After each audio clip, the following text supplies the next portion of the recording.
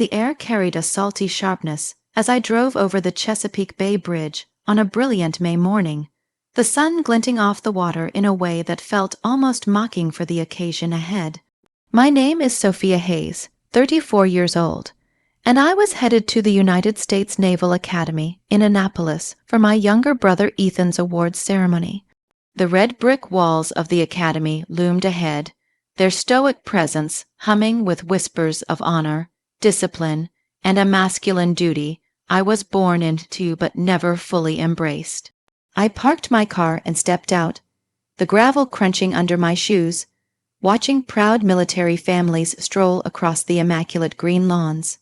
Their postures were straight, their faces beaming with pride, while their sons and daughters, midshipmen in pristine dress white, stood like statues, embodiments of a legacy I'd been taught to admire from afar. A quiet, complicated knot of pride for Ethan tightened in my chest, a feeling I'd learned to temper over years with a well-worn layer of resignation. For 15 years, I'd played my role. The supportive older sister, the quiet footnote in the grand narrative of the family hero, a shadow whispered in the background. Today, I expected to fulfill that part again, dressed in a simple beige trench coat, deliberately chosen to conceal the crisp uniform beneath, a secret rank I carried with a mixture of pride and caution. As I approached the main security checkpoint, the weight of the day settled on my shoulders. A young petty officer, his jaw set with the seriousness of his post, took my ID, his movements precise and professional. He scanned the guest list on his tablet, and for a moment his expression faltered, a crease of confusion forming between his brows.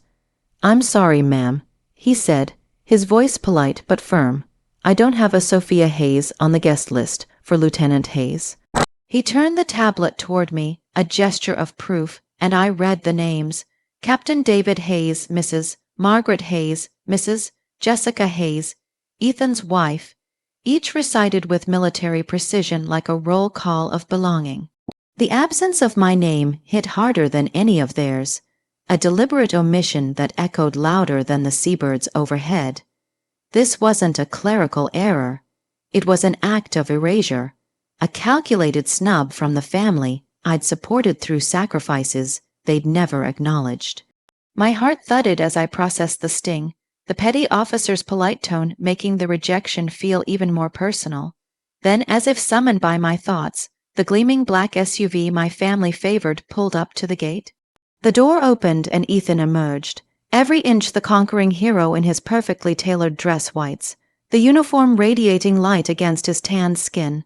He saw me standing there, saw the guard's apologetic stance, and a slow, knowing smirk, the kind only a lifelong rival can savor, curled his lips. Instead of stepping forward to vouch for his sister, he leaned toward Jessica, his voice carrying with perfect clarity, "Probably some paperwork mix-up. She should have married a real officer instead of playing with spreadsheets." The cruelty of his words sliced through me, a public dismissal that left me breathless. My mother, Margaret, found her antique pearl brooch fascinating, her hands fluttering in a theatrical gesture of avoidance, while my father, David, a retired captain, scowled, not at the insult, but at the scene his daughter was causing. They walked past the checkpoint, leaving me behind like misplaced luggage, a lost item no one cared to claim. A hot, creeping blush washed over my face, the sun's warmth doing nothing to ease the chill of their indifference. Ethan's words were a slap, but my parents' silence was the true poison. Complicity, the final confirmation of a lifetime of being told I was less. The petty officer, trapped in this excruciating family drama, spoke again, his voice laced with discomfort. "Ma'am, I'm going to have to ask you to step aside." I didn't argue or protest. I simply stood there, my posture rigid, my spine a rod of ice, watching them disappear into the academy grounds that had rejected me on their command. The hurt didn't vanish. It crystallized into something else, a decision, cold and hard as steel. Let them believe I was nothing, a desk jockey unworthy of their world. A dangerous calm settled over me, the storm inside consolidating into a single sharp point of focus. Today's performance would be one for the ages. I wouldn't shed a tear. I wouldn't give them that satisfaction. The memory of past rejections flicker. Ethan's acceptance day, my muted science fair award. But I pushed them down, letting the ice around my heart thicken.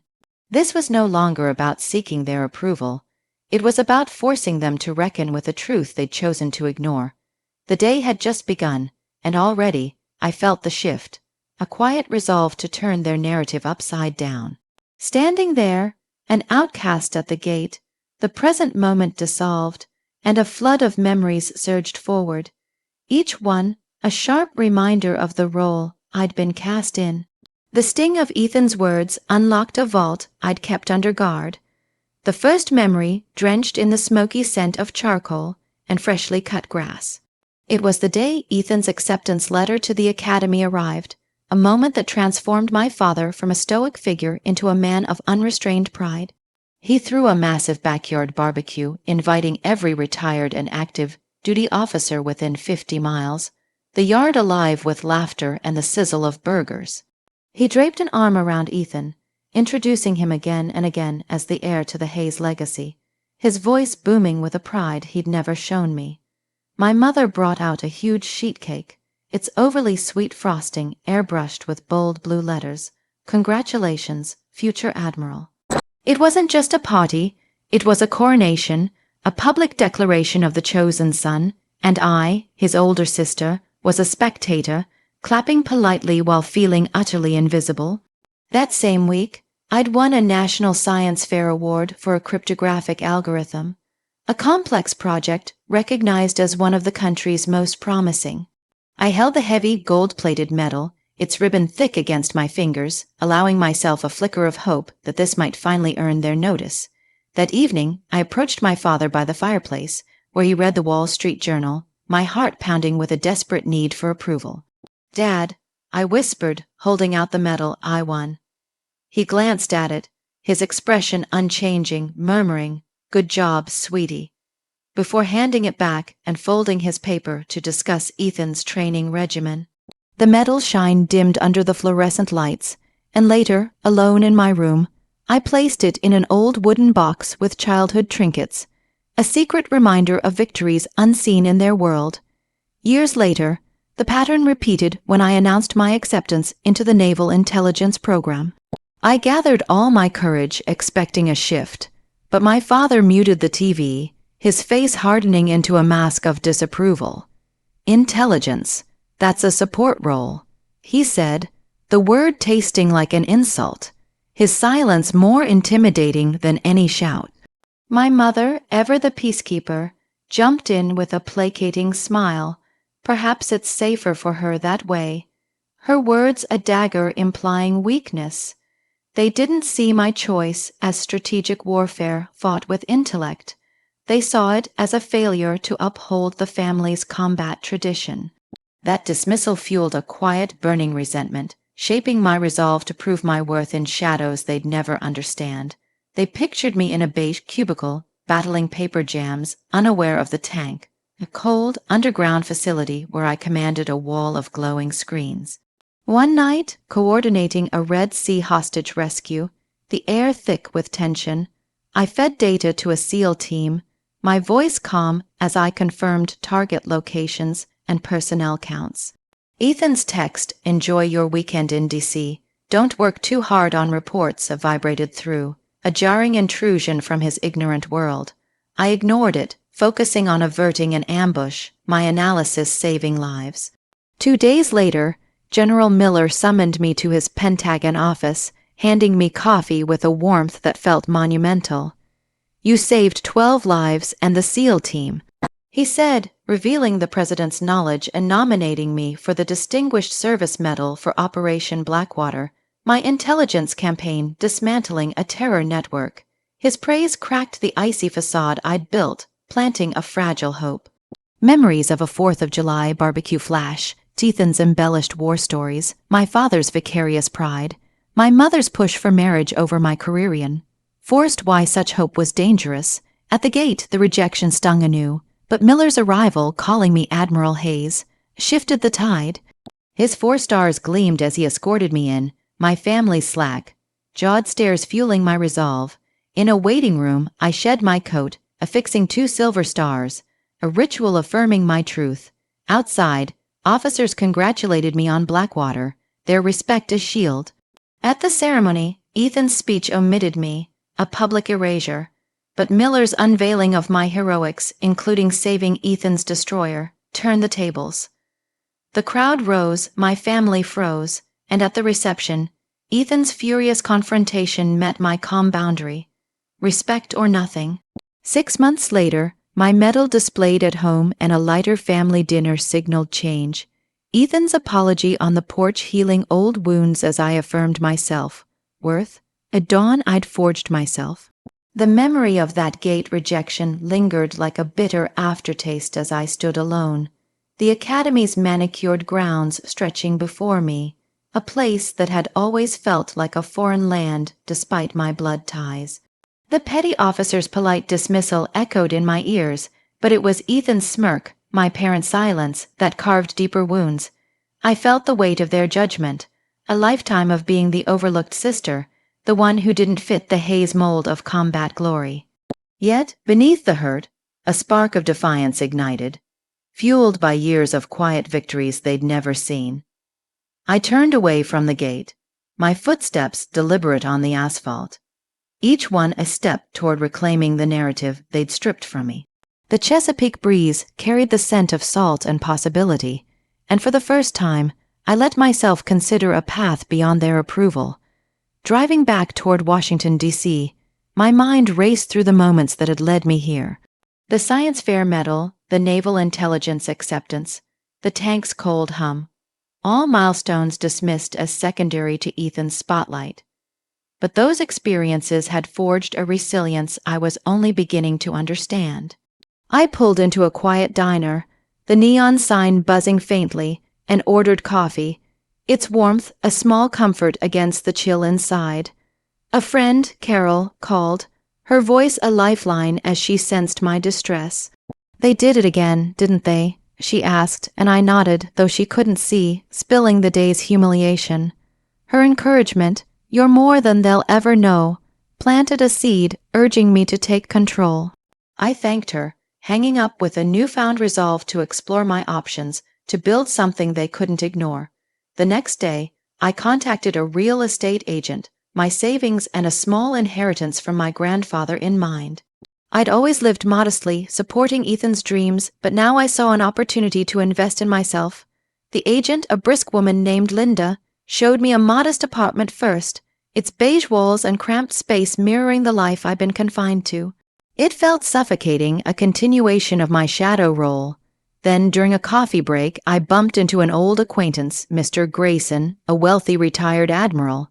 His tales of a sprawling estate he'd built post-retirement sparked an audacious idea, a mansion of my own, a symbol of my worth.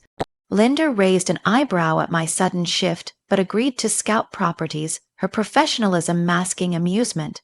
We visited a plot of land overlooking the Potomac, its rolling hills and river views stirring something deep within me. I imagined a home with marble floors, a study for my work, a garden for peace details that reflected my journey, not theirs. The price was steep, but I authorized the purchase, my heart pounding with a mix of fear and exhilaration. Ethan called that evening, oblivious to my plans, asking for more money for a new car. "I can't this time," I said firmly, the boundary feeling both foreign and liberating. He huffed, accusing me of selfishness, but I hung up, the ice around my heart thickening. This was my turn to build, and I wouldn't let his demands derail it. Construction began weeks later, and I threw myself into the process, sketching designs with an architect, choosing every tile with care. The physical labor of overseeing the site meeting contractors, approving blueprints, became a catharsis, each decision a brick in my new foundation. Ethan and Jessica visited unexpectedly one weekend, noticing my confidence but dismissing it as a hobby. Building a little retreat, Jessica teased and I smiled, hinting at a surprise without revealing the mansion's scale. Their laughter faded as they left, unaware of the storm brewing. The project progressed, and with each milestone, foundation laid, walls rising. I felt my old self shedding, replaced by a woman determined to stand tall. One evening, as the framework took shape, I stood on the hill, the city lights twinkling below. A friend, Mark, joined me, marveling at the progress. "This is bold, Sophia," he said, and I nodded, admitting the rejection had pushed me here. He offered to help with interior design, his enthusiasm a bomb. Ethan called again, panicked about a loan denial, but I remained firm, teasing the stunning reveal to come. The mansion was more than bricks. It was my defiance, my proof. As workers hammered away, I planned my next move, inviting Ethan to see it, letting the truth unfold naturally. The hurt from the ceremony fueled my drive, each nail driven a response to their erasure, building toward a day they couldn't ignore. The mansion's construction became my sanctuary, a tangible rebellion against the years of being sidelined. Each morning, I drove to the site, the skeletal structure rising against the Potomac's backdrop, its progress a mirror to my growing resolve. The architect, a meticulous man named Daniel, worked with me to refine details. Marble floors for elegance, a study with floor-to-ceiling bookshelves for my intellect, a garden with roses to honor my mother's love, though she'd never know. I chose every element with intention, each decision a stitch in the tapestry of my reclaimed identity. The physical labor of overseeing the project, meeting contractors, sifting through material samples, grounded me, turning raw emotion into action. The site buzzed with activity, the clang of hammers and whir of saws, a symphony of my defiance. Ethan's calls persisted, his tone shifting from entitled to desperate as his financial troubles mounted. "I need help with the mortgage," he said one evening, his voice edged with irritation. "I can't this time," I repeated, my voice steady despite the guilt tugging at me. He accused me of turning cold, but I hung up, the boundary feeling more natural each time. Jessica's texts followed, subtle jabs about family duty, but I ignored them, focusing on the mansion's framework taking shape. The workers marveled at my hands, on approach, a woman in a hard hat directing with quiet authority, and their respect bolstered my confidence. I hired a landscaper to plan the garden, envisioning a space where I could find peace, a contrast to the chaos of my family's rejection. One afternoon, a delivery of custom windows arrived, their glass catching the sunlight in a way that felt symbolic. I stood watching as they were installed, the house opening to the world, much like I was beginning to. A friend, Sarah, visited, bringing lunch and staying to help paint a sample wall. "This is incredible," she said, her eyes wide. "They'll eat their words when they see it." Her support was a lifeline, and I confided the ceremony's sting, the smirk on Ethan's face. She encouraged me to invite them, to let the mansion speak for me. The idea took root, but I held off, wanting the structure complete, a perfect stage for my revelation. The roof was framed next, and I climbed the scaffolding, the height dizzying yet empowering, a metaphor for rising above their dismissal. As the exterior neared completion, I ordered furniture, leather chairs for the study, a grand dining table, each piece reflecting a life I'd built alone. Ethan called again, his panic palpable about an eviction notice, but I stayed firm, hinting at a surprise that would change everything. The mansion was no longer just a house, it was my armor, my proof.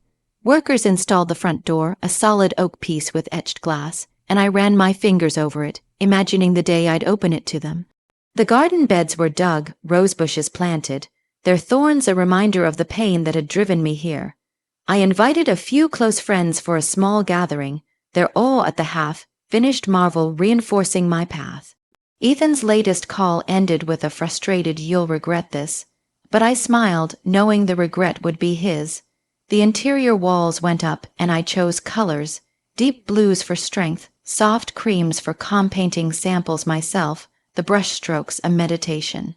A contractor complimented my vision, saying, "This is more than a home, it's a statement." I agreed silently, the mansion becoming a canvas for my worth. One night, under a full moon, I walked the grounds, the silence broken only by crickets, and felt a shift. My old self, the desperate pleaser, was fading. Ethan's rejection had been the catalyst, and this house was my response. I drafted an invitation, vague but enticing, planning to send it once the final touches were done. The hurt from the ceremony fueled each nail, each beam, building toward a day when Ethan would see me not as a shadow, but as a force. The mansion's completion loomed on the horizon, each day bringing it closer to a reality that would redefine my story. The exterior walls were now clad in smooth stone, the windows framed with dark wood, reflecting the Potomac's shimmering surface like a mirror to my transformation. Inside, the marble floors gleamed under work lights, their cool surface a stark contrast to the warmth of the oak paneling I'd chosen for the study. I spent hours there, arranging books from my collection, tomes on strategy, cryptography, history, each one a testament to the intellect my family had dismissed. The garden took shape, roses blooming in vibrant reds and pinks, their thorns a silent guard against the past. The construction crew marveled at the progress, their chatter a backdrop to my quiet pride as I oversaw the final installations. Chandeliers, custom cabinetry, a grand staircase that spiraled with elegance. Ethan's calls grew more frantic, his voice a mix of anger and desperation as he detailed mounting bills and a bank's refusal to extend credit. "You're my sister, you have to help," he pleaded one afternoon, but I held firm. "I can't keep bailing you out," I said, my tone calm yet unyielding. He snapped, accusing me of abandoning family, but I ended the call, the boundary now a fortress. Jessica texted, her words laced with guilt trips. "Ethan's struggling because of you." But I silenced my phone, focusing on the mansion's finishing touches. A friend, Tom, arrived with a bottle of wine, helping me hang a portrait I'd commissioned. A subtle depiction of the bay, symbolizing my roots and rebirth. "This place is your power," he said, and I nodded, the validation sinking deep. The kitchen was fitted with state-of-the-art appliances, and I tested the oven with a batch of cookies, the scent filling the air, a small act of normalcy in my extraordinary endeavor. I hosted a small gathering of friends, their laughter echoing off the marble as they toasted my achievement. Sarah brought flowers for the dining table, her smile wide. "They'll choke when they see this," she quipped, and I laughed, the sound foreign yet freeing. Ethan called again, his panic peeking about an eviction notice, but I teased, "Wait until you see what's coming," leaving him baffled. The mansion was nearly ready, and I felt a surge of anticipation, planning to invite him once the last details were set. The garden paths were paved, lanterns strung along them, casting a warm glow at dusk. One evening I sat in the study, the leather chair creaking as I drafted the invitation. "Join me for a special occasion." It read, omitting specifics, the vagueness a deliberate hook. I sealed it, imagining Ethan's reaction, and placed it aside, the moment not yet right. The crew installed the final chandelier, its crystals refracting light like stars, and I stood beneath it awestruck. A delivery of fine china arrived, and I unpacked each piece, arranging them in the cabinet. A ritual of claiming this space. Tom returned, helping me hang curtains, his practical advice grounding me. "This is your stage," he said, and I agreed, the mansion becoming a theater for my truth. Ethan's latest call ended with a threat, "You'll pay for this." But I smiled, knowing the payment would be his. The interior neared perfection, with rugs softening the marble, artwork adorning the walls. Pieces I'd chosen for their strength, not sentiment. I walked the halls, the silence a stark contrast to the construction noise, and felt a peace settling in. The garden bloomed fully, bees humming among the roses, and I sat on a new bench, sketching plans for a trip. Perhaps Europe, dreaming of a life beyond their shadow. Ethan's desperation grew, but I remained steadfast, the invitation ready. The hurt from the ceremony, the smirk, the silence, fueled each step, building toward a revelation that would stun him. The mansion was my answer, and soon he'd see it, a monument to a woman they'd underestimated. The mansion stood complete, a towering testament to my journey, its stone facade gleaming under the morning sun as I moved in on a crisp June day. The marble floors echoed with my footsteps, the chandeliers casting prismatic light across the oak, paneled study where my books now lined the shelves. The garden bloomed in full splendor, roses scenting the air, and the Potomac's reflection danced on the windows, a home that mirrored my rebirth. I unpacked the last of my belongings, each item placed with care: a teapot from my grandmother, a map of the world marking my covert missions, a framed photo of the tank's screens, symbols of a life hidden from my family. The silence was profound, a stark contrast to the chaos of their rejection, and I savored it, knowing the calm wouldn't last. Ethan's calls had become a daily ritual, his voice trembling with panic as he detailed the eviction notice and mounting debts. "Mom, we're losing the house, help us," he begged, but I held firm. "You made your choices," I said, my tone steady, hinting at a surprise that would shift everything. He cursed, slamming the phone down, and Jessica's texts followed, accusing me of cruelty, but I muted them, focusing on my new life. I sent the invitation: "Join me for a special occasion at my new address," keeping it vague, the address a mystery until they arrived. The postman delivered it, and I imagined Ethan's confusion, a small thrill running through me. The mansion was ready, and I prepared a speech, each word crafted to reflect my journey from shadow to light. I hosted a small housewarming with friends, their awe filling the rooms as they explored. Sarah marveled at the study, Tom praised the garden, and Mark, a chef, cooked a feast in the kitchen, the aroma of roast lamb wafting through. "This is your triumph," Sarah said, raising a glass, and I toasted with them, the warmth a balm against past wounds. Ethan called again, his panic peaking, but I stayed cryptic: "Come see for yourself," leaving him frustrated. The invitation's response came, a hesitant RSVP from Jessica, Ethan's pride likely forcing his hand. I prepared the house, lighting the lanterns, arranging the dining table with the fine china, each detail a stage for my revelation. The hurt from the ceremony, the smirk, the silence, propelled me forward, building toward a moment they couldn't escape. The day before their arrival, I walked the grounds, the roses in full bloom, the Potomac calm under a setting sun. I rehearsed my speech in the study, the leather chair creaking, my voice steady as I outlined my sacrifices. Selling jewelry for Ethan's education, my covert work saving lives, and the rejection that forged this home. A delivery of wine arrived, and I stocked the cellar, imagining a future toast with them if respect was earned. Ethan's final call was a mix of anger and desperation. "What are you hiding?" he demanded, but I smiled. "You'll see tomorrow," ending the call. The mansion was my fortress, and I felt a surge of power, the ice around my heart melting into determination. Friends offered to stay, but I declined, wanting this moment alone with my family. Morning came, and I dressed in a tailored suit, the uniform beneath a secret until the right moment. I arranged documents on the table: a deed to the mansion, a letter limiting Ethan's inheritance, proof of my independence. The doorbell rang, and I opened it, Ethan and Jessica standing there, their expressions a mix of curiosity and irritation. "This better be good," Ethan muttered, stepping inside, his eyes widening at the grandeur.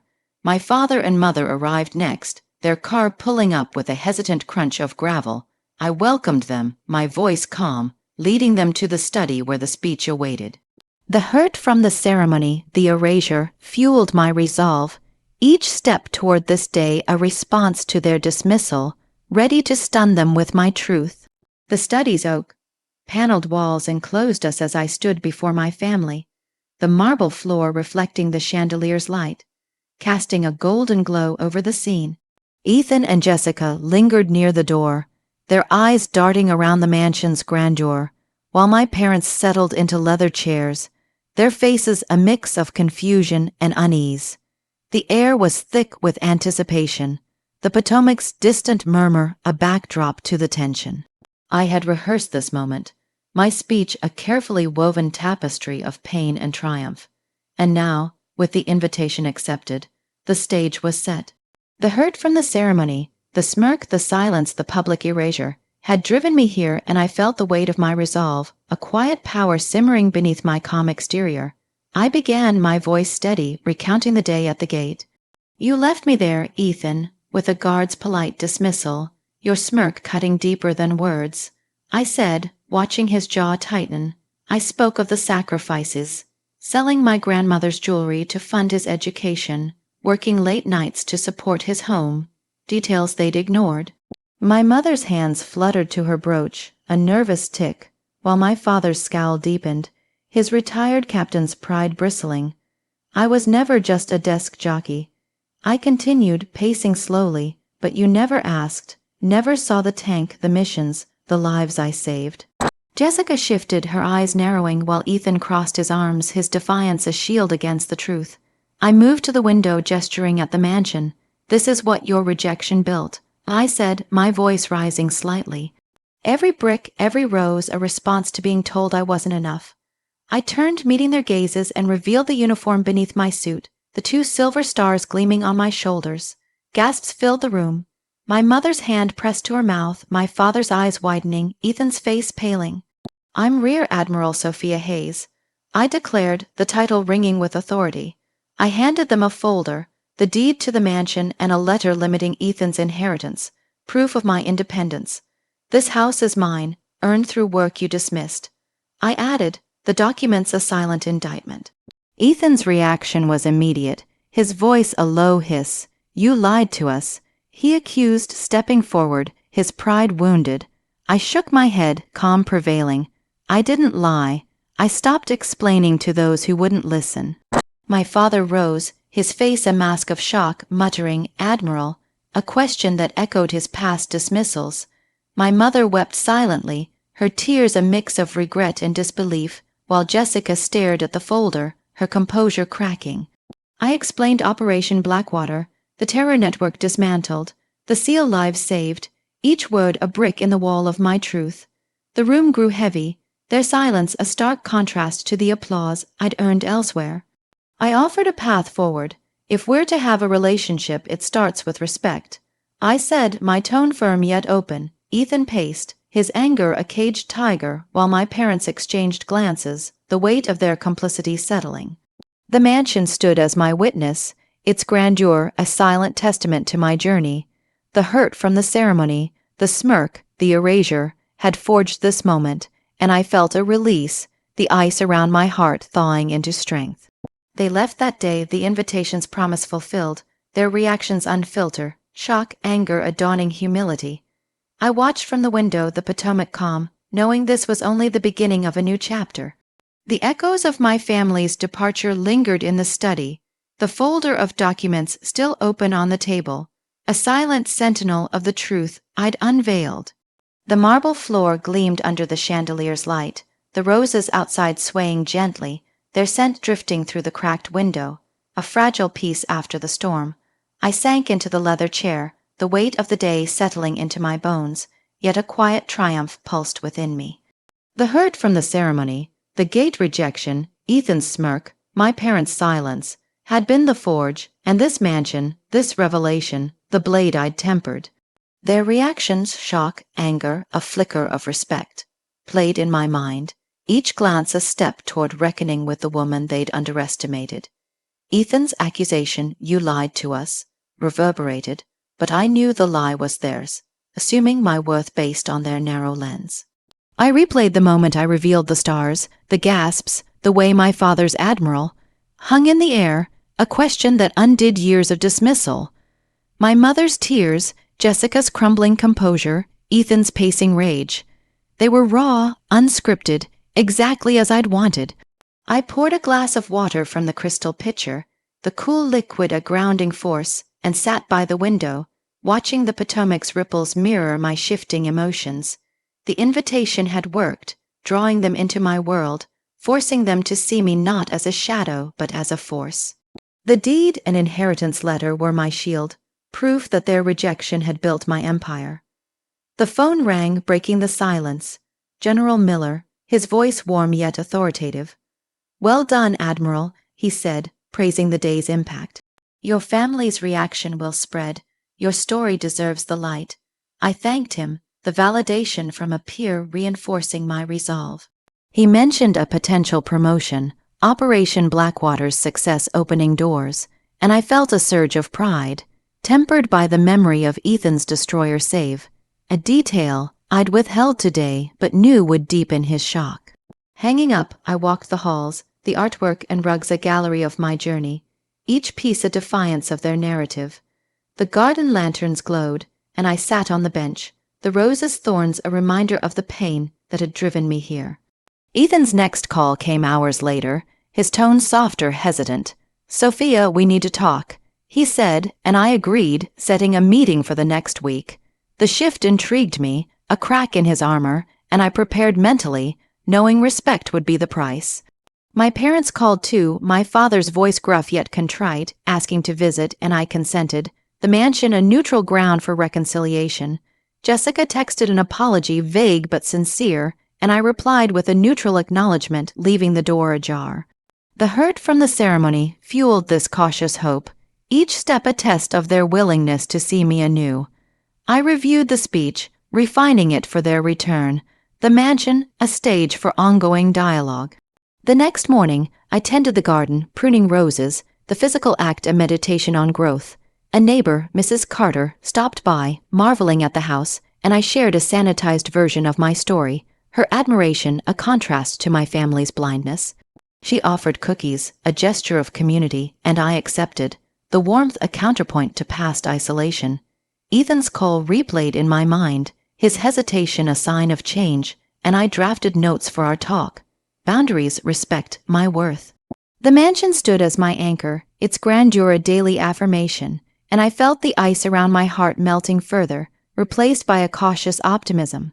The hurt had been the catalyst, and now it was shaping a new bond, fragile but possible. The week passed in a blur of preparation, the mansion's halls filled with the soft hum of my new life as I awaited my family's return. The marble floors shone, the chandeliers cast their prismatic light, and the garden roses bloomed in defiant splendor, their scent a constant reminder of the journey that had brought me here. The hurt from the ceremony, the gate rejection, Ethan's smirk, my parents' silence, had been the ember, and this home, this revelation, the fire that now warmed my resolve. The invitation had cracked their facade, and their responses Ethan's hesitant call, my parents' contrite request, Jessica's apology, suggested a shift, however tentative. I prepared for their visit, arranging the study with the documents, the uniform a silent presence, ready to reinforce my truth if needed. The doorbell rang on a crisp afternoon, and I opened it to Ethan and Jessica, their expressions a mix of curiosity and unease. My parents followed, their car's crunch on the gravel a familiar sound now tinged with new weight. I led them to the study, the leather chairs creaking as they sat, the air thick with unspoken words. I began, my voice calm, revisiting the gate moment. "You left me there, Ethan, your words a public cut," I said, watching his eyes drop. I detailed the sacrifices, jewelry sold, nights spent on his behalf, my mother's hands fluttering, my father's scowl softening. "This mansion is my answer," I continued, gesturing at the grandeur, built from your rejection. I revealed the stars again, the gasps renewing, and handed them the folder. The deed and inheritance limit a concrete boundary. Ethan's anger flared, but it was quieter this time. "Why hide this?" he asked, his voice strained, and I responded, "I didn't hide. You chose not to see." My father interrupted, his voice gruff, "We were wrong, Sophia," a rare admission that hung heavy. My mother nodded, tears welling, "We didn't know." Her words a plea for forgiveness. Jessica squeezed Ethan's hand, whispering, "She's right." Her support a surprise. I explained Blackwater, the destroyer save, each detail a brick in their understanding, the room growing still. I offered reconciliation, respect is the foundation, my tone firm, and they nodded, the silence a fragile agreement. The mansion stood witness, its elegance a backdrop to this tentative peace. We moved to the garden, the roses framing our talk, and Ethan spoke first, his voice low. "I was jealous, Sophia. Your success threatened me. I listened, the confession healing an old wound, and shared my struggles. The loneliness, the secrecy. My father asked about my work, a genuine question, and I described the tank, the missions, his nod a sign of respect. My mother offered to cook, a gesture of amends, and we planned a family dinner, the tension easing. Jessica apologized fully. I pushed Ethan to see you differently. And I accepted, the ice melting further. The hurt had driven this, but now it was forging bonds, the mansion a neutral ground for growth. The evening deepened, lanterns glowing, and we sat on the bench, the Potomac reflecting our reflections. Ethan admitted, "You're save on my ship, I owe you." His humility a gift. I smiled, we owe each other honesty now. And he agreed, the rivalry fading. My parents reminisced, including me in stories, and I felt included, a shift from shadow to family. The documents remained on the table, a reminder of my independence, but the talk was about future, not past. The hurt from the ceremony had been the catalyst, and now it was shaping a new dynamic, fragile yet real. I felt peace a dawn I'd built, ready to nurture this change. 6 months slipped by, each day weaving a new pattern into the fabric of my life, the mansion standing as a constant reminder of the journey from rejection to redemption. The marble floors echoed with the soft tread of visitors, friends, colleagues, and now, tentatively, family. While the garden roses bloomed in cycles, their thorns softened by time. The hurt from the ceremony, the gate, the smirk, the silence, had been the spark, and this home, this revelation, the flame that now warmed a fragile peace. Ethan's call, my parents' visit, Jessica's apology had opened a door, and I'd stepped through, nurturing the respect I demanded. The study with its books and documents remained a sanctuary, the uniform a symbol of my truth, and I felt a quiet strength settling into my bones. The family dinner my mother proposed became a monthly ritual, the kitchen filled with the aroma of her chocolate chip cookies, still warm from the oven. The first gathering was awkward, the grand table a silent judge, but my father's question about Pentagon politics broke the ice. "What are the biggest challenges with personnel management?" he asked, his curiosity genuine, and I explained the complexities. High-level civilians, officer dynamics. His nod a sign of engagement. Ethan joined in, mentioning a risk analysis protocol. "Some principles feel familiar," he said, a shy glance my way acknowledging my influence. My mother raised her wine glass to the strength of all the Hayes children, her smile reaching her eyes, and we clinked glasses, the competitive tension gone, replaced by a fragile warmth. One evening, I found Ethan and me on the back porch swing, a childhood haunt, now a space for reconciliation. The crickets chirped, fireflies blinking in the twilight, and we sat in comfortable silence. He spoke first, his voice low. "I'm sorry, Sophia. The things I said, it was about my insecurity, not you." He took a shaky breath, admitting his need to be the hero, his jealousy of my unseen path. The confession was a balm, healing a wound I'd carried, and I smiled. "Thank you, Ethan." I placed a hand over my heart. "I thought I needed your approval to feel whole, but my worth was always here. Seeing it from you is a gift, not a necessity." He nodded. "I'm proud to be your brother." And I replied, "I'm proud to be your sister." The words true for the first time. The display cabinet my father built showcased my Distinguished Service Medal, flanked by a photo of the ceremony, a tangible shift in the family narrative. "It tells the whole story of service," he said, polishing the glass, and I felt included, not overshadowed. Colleagues visited, praising Blackwater, their respect a contrast to my family's past blindness, and I planned a European trip, the mansion a launchpad for new dreams. Ethan's ship protocol improved, a nod to my lessons, and my parents' calls grew frequent, asking about my work, my life. The hurt had been the catalyst, and now it was shaping a bond, the mansion a witness to our growth. One night, I sat in the study, the leather chair creaking, and wrote in a journal, reflections on the journey, the pain, the peace. The Potomac's ripples outside mirrored my thoughts, and I felt a release, not a victory, but acceptance. The family's respect, earned through truth, was a dawn I'd forged, a reminder that worth is self-determined. If you felt like me, share below. Subscribe to Chosen Revenge for more stories that honor your experience. Your journey matters here.